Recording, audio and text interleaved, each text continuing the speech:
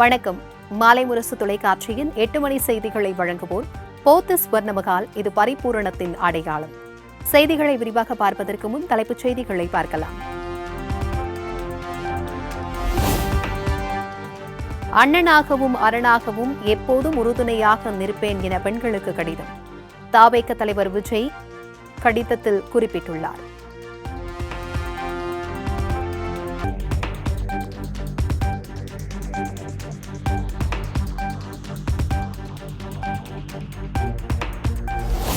எதை பற்றியும் கவலை கொள்ளாமல் கல்வியில் கவனம் செலுத்துங்கள் என நடிகர் விஜய் வேண்டுகோள். பாதுகாப்பான தமிழகத்தை படைத்தே தீருவோம், அதனை அனைவரும் இணைந்தே சாத்தியப்படுத்துவோம் என சூளுரை.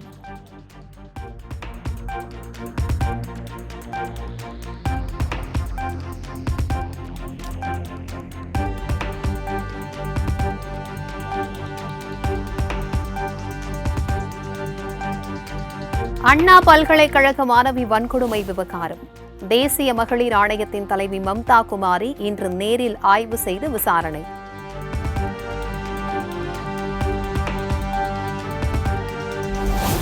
எஃப்ஐஆர் லீக் தொடர்பான 14 பேருக்கு சம்மன் அனுப்ப சிறப்பு விசாரணை குழு திட்டம். 14 பேருக்கு தொடர்பு என காவல்துறை கூறியிருந்ததால் நேரில் அழைத்து விசாரிக்க முடிவு.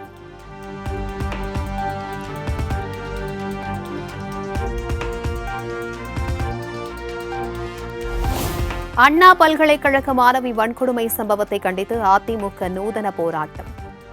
சென்னையில் உள்ள பிரபல மாலில் யார் அந்த சார் என்ற பதாகைகளை ஏந்தி முழக்கம்.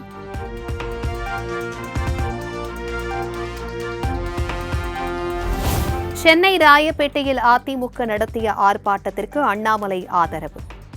ஒரு சாமானியனை பாதிக்கும் பிரச்சினைகளில் அரசியல் ஒருபோதும் இருக்க முடியாது என எக்ஸ் வலைதளத்தில் பதிவு.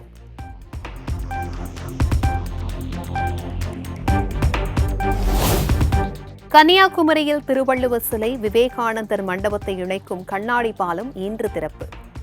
மாலை 6 மணிக்கு திறந்து வைக்கிறார் முதலமைச்சர் மு.க. ஸ்டாலின்.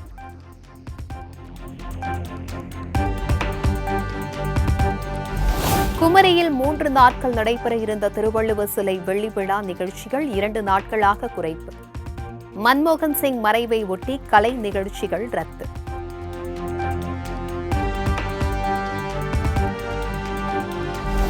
திருவள்ளுவர் சிலை நிறுவப்பட்டு 25 ஆண்டுகள் நிறைவு பெறுவதை ஒட்டி அரசின் சார்பில் வெள்ளி விழா நிகழ்ச்சியை சென்னையில் உள்ள 15 மண்டலங்களிலும் LED திரைகள் மூலம் மக்கள் கண்டுகளிக்க ஏற்பாடு.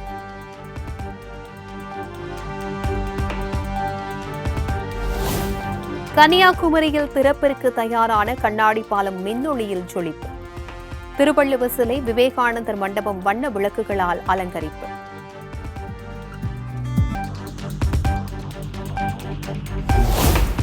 பொங்கல் பரிசு தொகுப்பில் 1000 ரூபாய் இடம்பெறாதது ஏன்? நிதியமைச்சர் தங்கம் தென்னரசு விளக்கம்.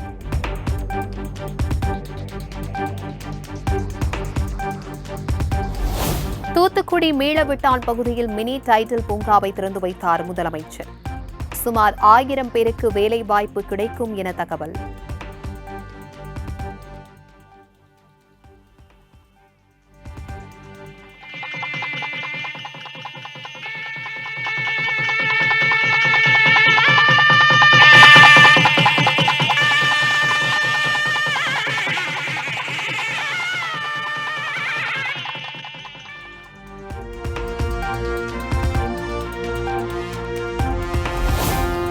தமிழகத்தில் 63 IPS அதிகாரிகளுக்கு பணியிட மாற்றம் மற்றும் பதவி உயர்வு.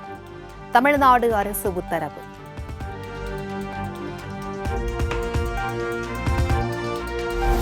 கன்னியாகுமரி, சிவகங்கை, தென்காசி, தஞ்சாவூர், திருவாரூர் மாவட்ட எஸ்பிக்கள் பணியிட மாற்றம். நெல்லை நீதிமன்ற கொலை, திருப்பூர் கொலை சம்பவத்தை அடுத்து அதிகாரிகள் இடமாற்றம்.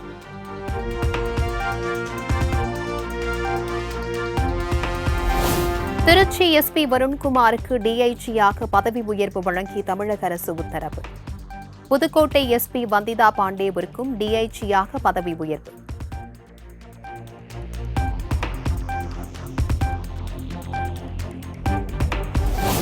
தூத்துக்குடி அரசு மருத்துவக் கல்லூரி வகுப்புகள் விரிவாக்கம் மற்றும் விடுதி மேம்பாட்டிற்கு மாணவிகள் கோரிக்கை. உடனடியாக நிறைவேற்றுமாறு முதலமைச்சர் மு க ஸ்டாலின் உத்தரவு.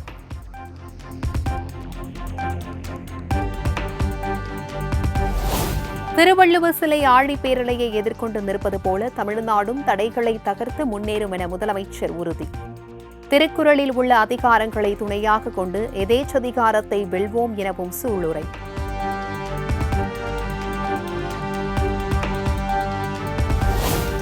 தூத்துக்குடிக்கு அடுத்த கட்ட வளர்ச்சியை தரும் அறிவிப்புகள் இன்னும் ஓரிரு வாரத்தில் வெளியாகும். தொழில்துறை அமைச்சர் டி.ஆர்.பி. ராஜா திட்டவட்டம். அது இப்போ அறிவிக்க முடியாது. ரொம்ப முயற்சி செஞ்சுக்கிட்டு இருக்கோம். ஒரு வாரங்களே நல்ல செய்தி வருவதற்கான வாய்ப்புகள் இருக்குது, பிரகாசமாக இருக்குது. தூத்துக்குடிக்கு அதுவும் அடுத்த கட்ட ஒரு வளர்ச்சியை தரும்.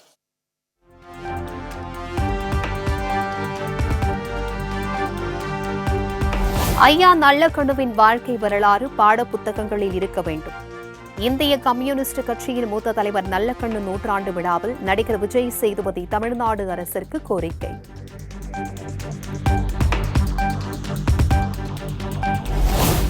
ஒரு மாத காலமாக குடியிருப்பு பகுதிகளை சூழ்ந்துள்ள வெள்ள நீரால் பொதுமக்கள் கடும் அவதி. மழைநீரை அகற்ற மாவட்ட நிர்வாகம் உடனடி நடவடிக்கை எடுக்க வேண்டும் என கோரிக்கை. 30ஆம் தேதி மழை பெஞ்ச தண்ணி இன்னும் இது வரைக்கும் வடியாமல் இருக்குது. இந்த லைனில் நான் பால் கொடுக்கறதுக்கோசம் குழந்தை குட்டிங்களாம் இருக்குது. அதுக்கோசம் நான் இந்த லைனில் பால் கொடுத்துன்னு கிடக்கிறேன். இதேமாரியே போயிருந்தா இவங்க உள்ள இருக்கிறவங்களும் வெளியே வரதுக்கு முடியாமல் ரொம்ப தவிச்சின்னு கிடக்குறாங்க. கால் வச்சா வைக்க உயர அளவுக்கு இருக்குது தண்ணியெல்லாம். இல்லை இந்த கவர்மெண்ட் என்னதான் பண்ணுது, இல்லை இங்கே இருக்கிற கலெக்டர் என்னதான் பண்ணுறாங்க ஒன்றுமே தெரியல. ஆஃபீஸருங்களும் வந்து யாரும் இதுக்கு வந்து எந்த ஸ்டெப்பையும் எடுத்து இது தீர்வு காணுங்க முதல்லன்னு சொல்லிட்டு. மண்ணச்சநல்லூர் அருகே டிரான்ஸ்போர்ட் உரிமையாளர் வீட்டின் பூட்டை உடைத்து 30 பவுன் நகை 7 லட்சம் பணம் கொள்ளை. மர்ம நபர்களுக்கு போலீசார் வலைவீச்சு.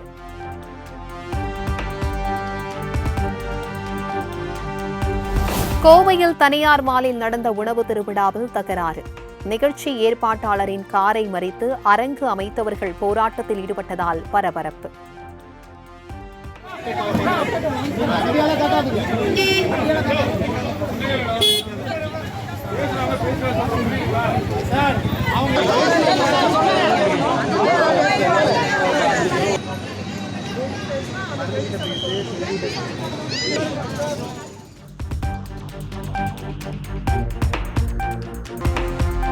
பொங்கல் பண்டிகையை முன்னிட்டு ஆண்டிப்பட்டி பகுதிகளில் வெல்லம் தயாரிக்கும் பணி மும்முரம். கூட்டுறவுத்துறை மூலம் அரசு நேரடியாக கொள்முதல் செய்ய உற்பத்தியாளர்கள் கோரிக்கை.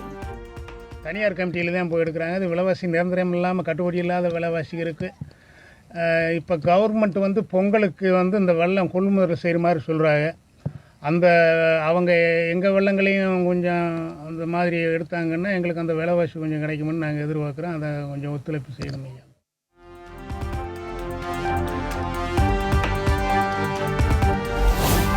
மதுரை மேலூர் அருகே டங்ஸ்டன் சுரங்கத்திற்கு எதிர்ப்பு தெரிவித்து பெண்கள் கும்மி அடித்த நூதன ஆர்ப்பாட்டம்.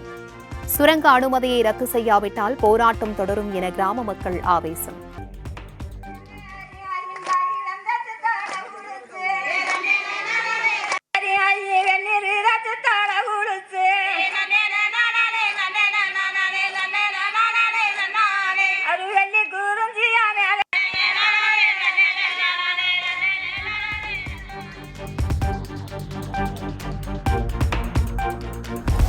நாமக்கல் ஆஞ்சநேயர் கோவிலில் அனுமன் ஜெயந்தி விழா. 18 அடி உயர அனுமன் சிலைக்கு 1,08,000 வடைகளால் சிறப்பு அலங்காரம்.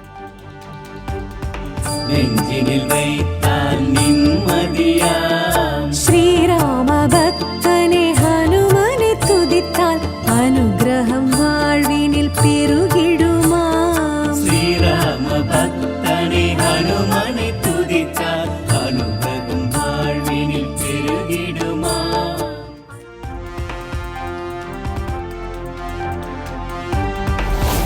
மகர விளக்கு பூஜைக்காக சபரிமலையில் இன்று மாலை மீண்டும் நடை திறப்பு.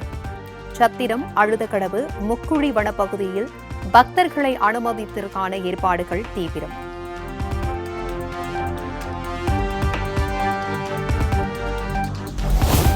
உலகிலேயே தொன்மையான மொழி தமிழ் என்பதற்கு ஒவ்வொரு இந்தியனும் பெருமை கொள்ள வேண்டும். உலகெங்கிலும் தமிழ் மொழியை கற்பவர்களின் எண்ணிக்கை அதிகரித்துள்ளதாகவும் பிரதமர் நரேந்திர மோடி புகழாரம்.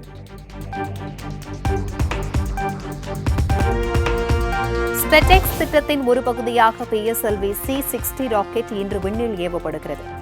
ஸ்ரீஹரிகோட்டா சதீஷ் தவான் விண்வெளி ஆய்வு மையத்திலிருந்து இரவு 9:58 மணியளவில் விண்ணில் பாயும் என தகவல்.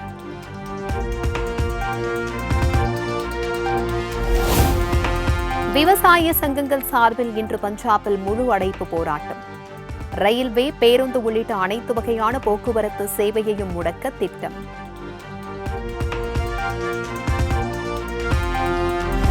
ஆஸ்திரேலியாவிற்கு எதிரான பார்டர் கவாஸ்கர் டெஸ்ட் தொடரின் 4வது போட்டியில் இந்தியா வெற்றி பெற 340 ரன்கள் இலக்கு. ஆஸ்திரேலிய அணி முதல் இன்னிங்ஸில் 474 ரன்கள் குவித்த நிலையில் 2வது இன்னிங்ஸில் 239 ரன்கள் சேர்ப்பு.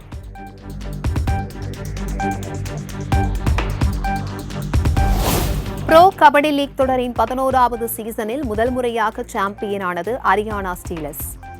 இறுதிப் போட்டியில் பாட்னா பைரேட்ஸ் அணியை 32-23 என வீழ்த்தி பட்டத்தை தட்டி சென்றது.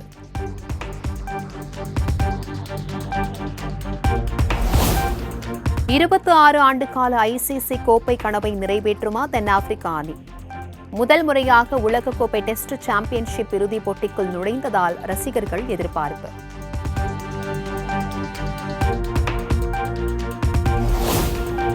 அமெரிக்காவின் முன்னாள் அதிபர் ஜிம்மி கார்ட்டர் காலமானார்.